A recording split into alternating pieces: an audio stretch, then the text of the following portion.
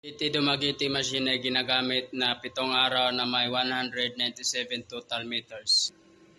Ito naman yung printer head, cupping, head clean,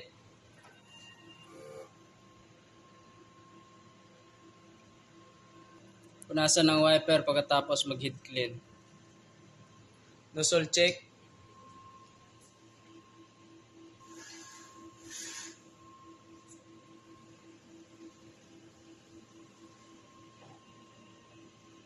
engtang tama lang po, ground wire, EVR, wistang tilinis lang po ito kahapon. Stock namin na si MYK. Ito naman ang media. Consumable monitoring, cyan, magenta, blue, black, sublimation paper, delay output monitoring,